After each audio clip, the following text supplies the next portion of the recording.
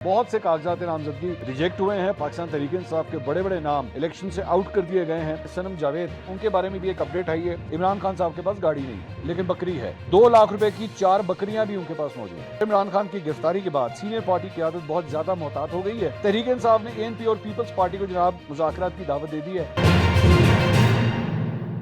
अस्सलामुअलैकुम नाज़रीन, मैं हूं मंसूर अली खान। अपने डिजिटल चैनल के ऊपर आपको खुशामदीद कहूँगा। आज बड़ा एक इवेंटफुल दिन था क्योंकि आज कागजात नामजदगी पूरे पाकिस्तान में जहां मुख्तलिफ हलकों के लिए जमा करवाए गए थे, तो उस सिलसिले में जो रिजल्ट्स हैं, उसके जो फैसले हैं वो सामने आए हैं। बहुत से कागजात नामजदगी रिजेक्ट हुए हैं। पाकिस्तान तहरीक इंसाफ के बड़े बड़े नाम इलेक्शन से आउट कर दिए गए हैं। और वैसे तो कुछ लोग ये एक्सपेक्ट कर रहे थे कि शायद ऐसा ही होगा, लेकिन इतनी बड़ी तादाद में होगा ये शायद किसी ने सोचा भी नहीं था।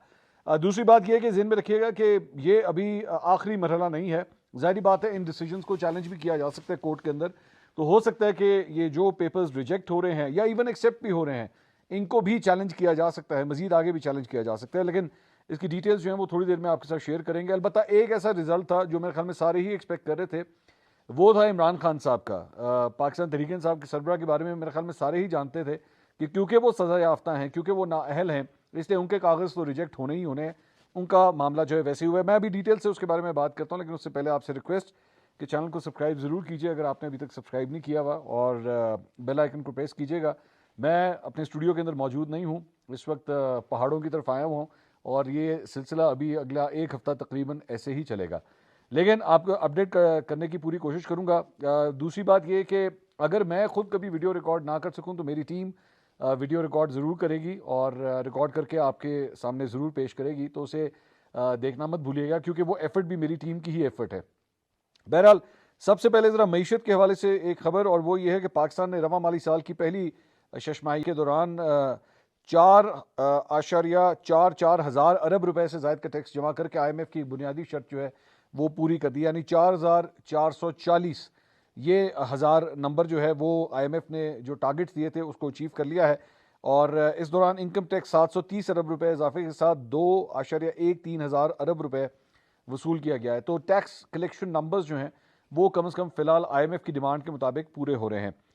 इसके अलावा इलेक्शन कमीशन ने पाकिस्तान तहरीक इंसाफ के इंतखाबी निशान से मुतल्लिक फैसले पर पेशावर हाई कोर्ट में नजर सानी की अपील जो है वो अब बाकायदा दायर कर दी है। इलेक्शन कमीशन के वकील ने पेशावर हाई कोर्ट में 2 अलग अलग दरख्वास्तें दायर की हैं, जिनमें से एक दरख्वास्त PTI के इंट्रा पार्टी इलेक्शंस और इंतखाबी निशान से मुतल्लिक है, जिसमें इलेक्शन कमीशन ने अदालत से फैसले पर नजरसानी की अपील की है।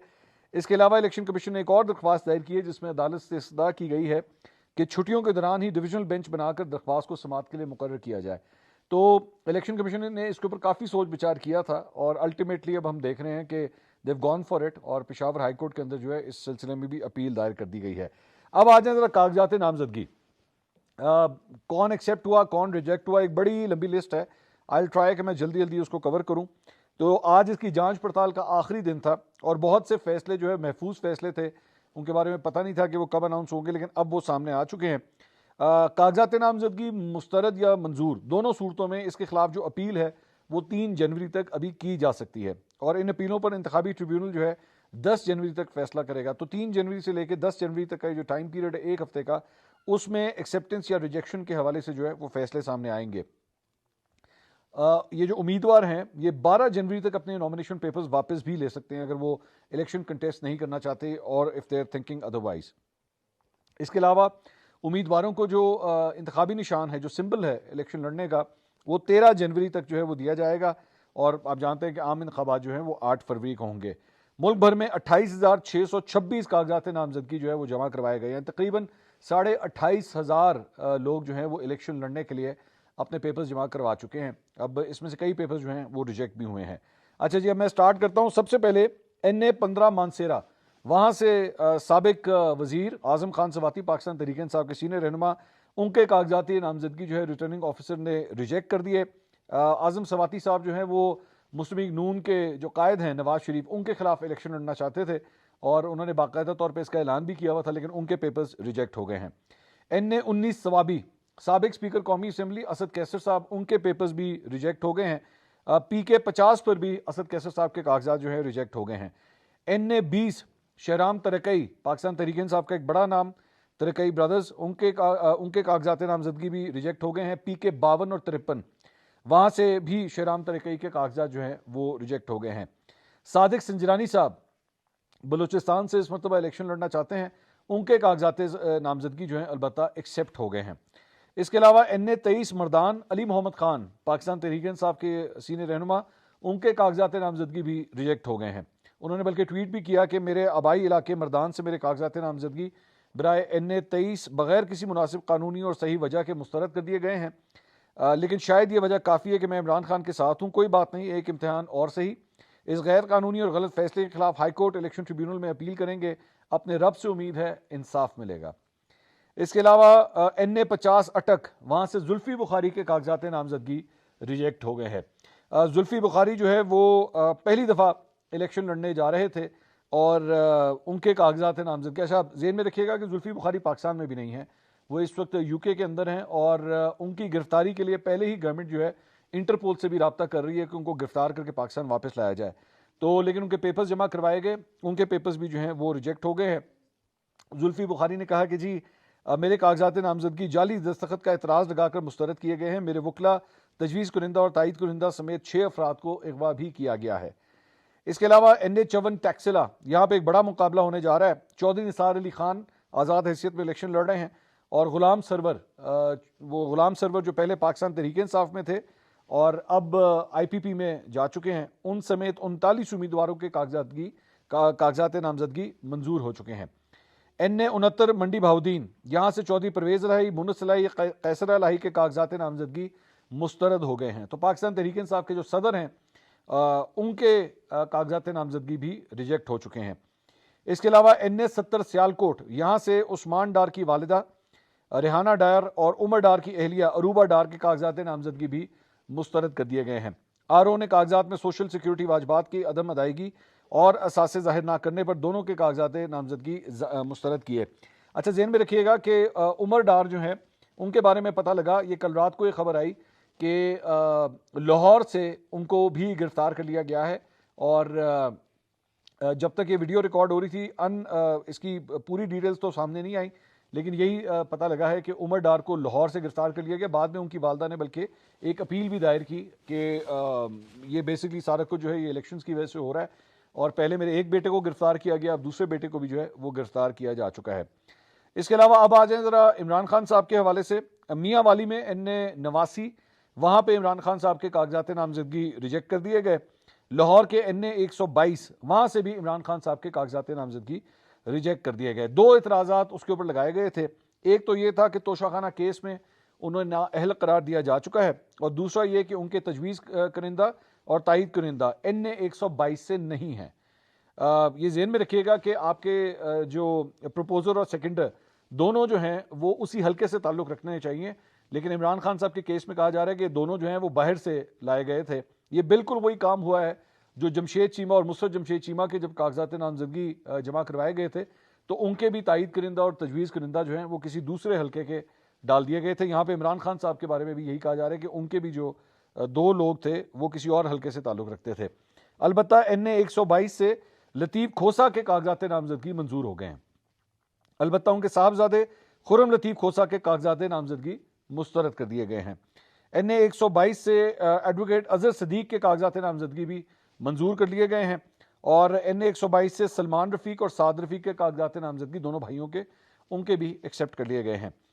PP 172 लाहौर से हमाद अजहर साबिक वफाकी वज़ीर, उनके कागजात नामजदगी मुस्तरद हो गए हैं। NA 130 लाहौर से डॉक्टर यास्मीन राशिद, उनके कागजात नामजदगी भी रिजेक्ट कर दिए गए हैं। ज़हन में रखिएगा कि डॉक्टर यास्मीन राशिद जो हैं वो नवाज शरीफ साहब के खिलाफ इलेक्शन लड़ने का इरादा रखती थी। लाहौर से जो ट्रेडिशनल दोनों का हल्का बनता है वहाँ से एक दफ़ा फिर ये मुकाबला होना था, लेकिन फिलहाल डॉक्टर यास्मीन राशिद के पेपर्स जो हैं वो रिजेक्ट कर दिए गए हैं। NA 117 अबरारुल हक पाकिस्तान तहरीक इंसाफ, उनके भी कागजात नामजदगी मंजूर हो गए हैं। NA 117 से ही अलीम खान, सरदार अयाज सादिक, अताउल्लाह तारड़, इनके कागजात नामजदगी भी मंजूर हो गए हैं। इसके अलावा साउथ की तरफ आ जाते हैं, साउथ पंजाब की तरफ। वहाँ पे NA 151 मुल्तान, शामूद कुरैशी, जैन कुरैशी, मेहरबानो कुरैशी, इनके कागजात नामजदगी मुस्तरद कर दिए गए हैं। तो यानी आप ज़हन में रखिएगा कि पाकिस्तान तहरीक इंसाफ के बानी चेयरमैन पाकिस्तान तहरीक इंसाफ के सदर, पाकिस्तान तहरीक इंसाफ के सीनियर वाइस प्रेसिडेंट, इन तीनों के कागजात नामजदगी रिजेक्ट हो चुके हैं। शाह महमूद कुरैशी और बेटे जैन कुरैशी के NA 214 थरपारकर से कागजात नामजदगी वहां से भी मुस्तरद कर दिए गए हैं। PP 284 तौंसा शरीफ, साबिक वजीर आला पंजाब उस्मान बुजदार, उनके कागजात नामजदगी अलबत्ता मंजूर हो चुके हैं। कासिम सूरी, साबिक डिप्टी स्पीकर कौमी असम्बली, वही जिन्होंने एक रूलिंग से जो है तकरीबन पूरी अपोजिशन को जो है वो गद्दार करार दे दिया था, उनके कागजात भी जो है वो मुस्तरद हो गए हैं। NA 264 कोयटा से बलूचिस्तान नेशनल पार्टी के सरबराह सरदार अख्तर मेंगल के कागजात नामजदगी भी मुस्तरद हो गए हैं। इलेक्शन कमीशन के जराये ने डॉन न्यूज़ को बताया कि अख्तर मेंगल के कागजात पर दुबई का अकामा होल्डर होने का एतराज़ लगाया गया है, जिसके ऊपर ये पेपर्स रिजेक्ट हुए हैं। मरियम नवाज के कागजात नामजदगी लाहौर और सरगोदा के तमाम हलकों से मंजूर कर लिए गए हैं। मरियम नवाज ने पंजाब असम्बली के लाहौर से 3 हलकों PP 159, PP 160 और PP 165 से अपने पेपर्स जमा करवाए थे, जबकि मरियम नवाज ने पंजाब असम्बली के सरगोदा से एक हल्के PP 80 से भी कागजात जो है वो जमा करवाए थे। हर जगह से पेपर्स एक्सेप्ट हो गए हैं। लाड़काना से अब ज़रा सिंध की तरफ आ जाएं। कौमी असम्बली के हल्का NA 194 और NA 196 से बिलावल भुट्टो के कागजात नामजदगी मंजूर हो गए हैं। फरियाल तारपुर PS 10 कागजात मंजूर। लाड़काना से हल्का NA 194 से JUI के राशिद महमूद और 196 के नासिर महमूद, वहाँ से JUI के, उनके कागजात भी मंजूर हो गए हैं। इनका मुकाबला बिलावल भुट्टो से होना है। और इसके साथ साथ बदीन से कौमी असम्बली की नशिस्त NA 223 से GDA की उम्मीदवार फहमीदा मिर्ज़ा, उनके कागजात नामजदगी मुस्तरद हो गए हैं। जुल्फ़िकार मिर्ज़ा साहब की जो अहलियाँ हैं उनके और साबिक स्पीकर कौमी असम्बली, उनके कागजात नामजदगी मुस्तरद हो गए हैं, जबकि उनके शौहर जुल्फ़िकार मिर्ज़ा और उनके साहबजादे हसाम मिर्ज़ा के NA 223 से भी उनके भी कागजात नामजदगी जो है मुस्तरद हो गए हैं। बदीन से हल्का NA 223 से रसूल बख्श चांडियो, उनके पेपर्स जो हैं वो एक्सेप्ट हो गए हैं। अब आ जाएं पाकिस्तान तहरीक इंसाफ की जो एक कारकुन है सनम जावेद, उनके बारे में भी एक अपडेट आई है।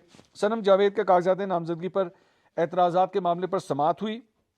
उनके वकील शकील अहमद पाशा, वालिद और वालदा रिटर्निंग ऑफिसर PP 150 के सामने पेश हुए। उनके वकील ने एतराज़ात के बारे में तहरीरी जवाब रिटर्निंग ऑफिसर को जमा करवा दिया है।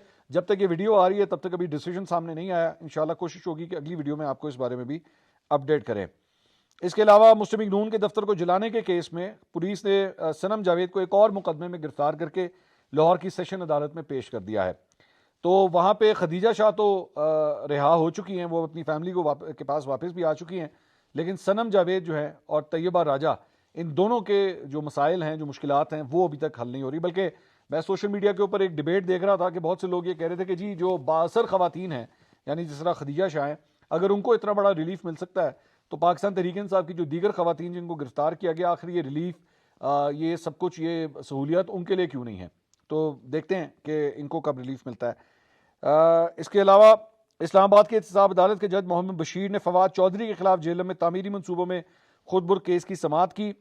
नैब ने 10 रोज़ा जिस्मानी रिमांड मुकम्मल होने पर फवाद चौधरी को अदालत में पेश किया। दौरान समाअत नैब प्रोसिक्यूटर ने कहा कि पहले 14 रोज़ा जिस्मानी रिमांड मांगा था तो 10 रोज़ा जिस्मानी रिमांड मिला था। बैंकिंग रिकॉर्ड मंगवाया है जिस पर खुद बुद का शक हुआ है। कंट्रैक्टर को भी 2 जनवरी को तलब किया गया है। नैब प्रोसिक्यूटर ने कहा कि 16 में से 8 कनाल की ज़मीन फवाद चौधरी के नाम की गई। कंट्रैक्टर ने फवाद चौधरी के नाम 8 कनाल की ज़मीन की। 2 जनवरी को तामीरी मनसूबों से मुंसलिक 2 अफराद को तलब किया है।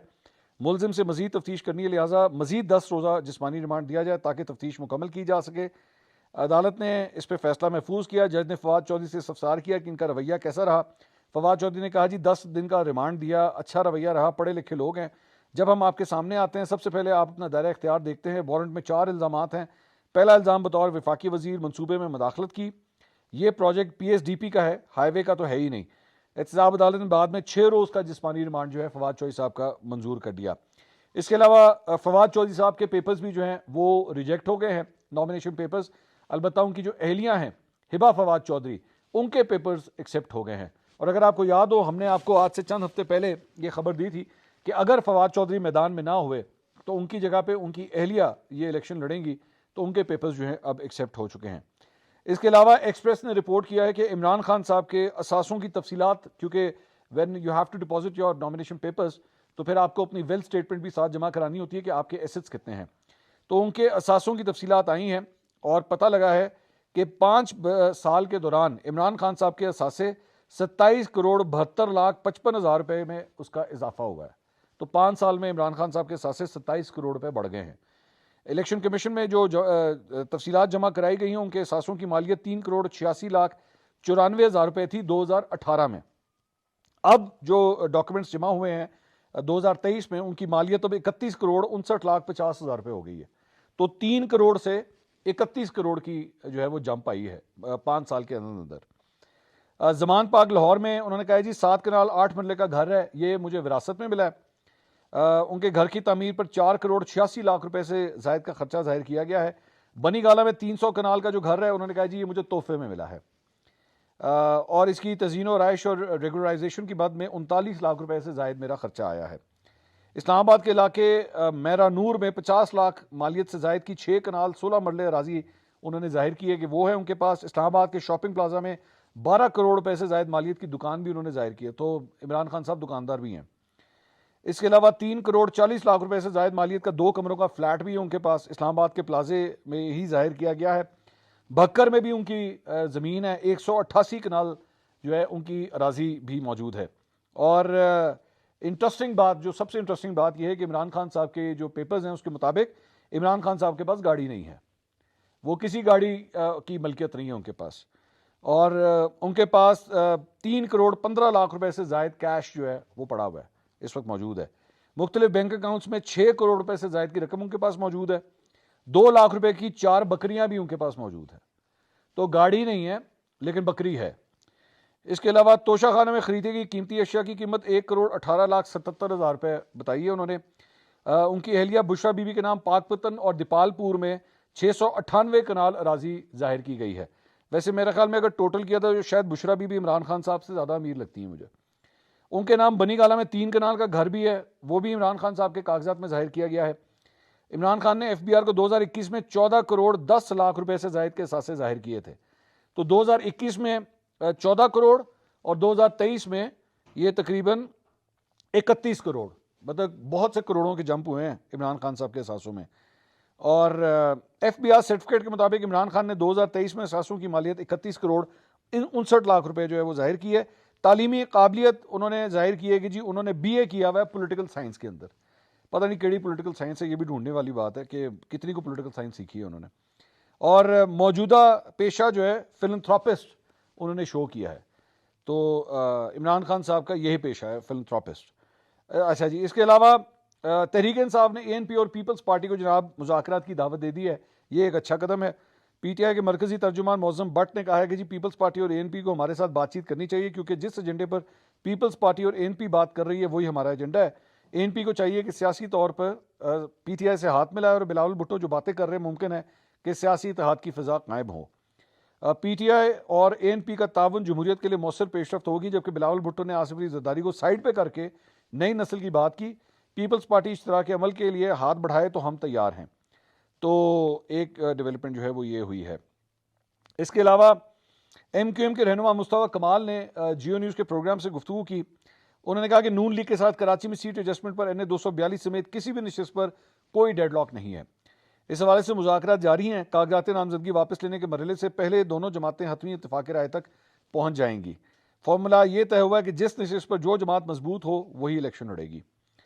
इसके अलावा मुस्लिम लीग नून ने बलूचिस्तान से कौमी और सूबाई असम्बली की नशिस्तों के लिए उम्मीदवारों को टिकट जारी कर दिए हैं और बलूचिस्तान से कौमी असम्बली के 14 और सूबाई असम्बली के 39 उम्मीदवारों को टिकट जो हैं वो जारी किए गए हैं। इसकी तफसीलात भी सामने आ गई हैं।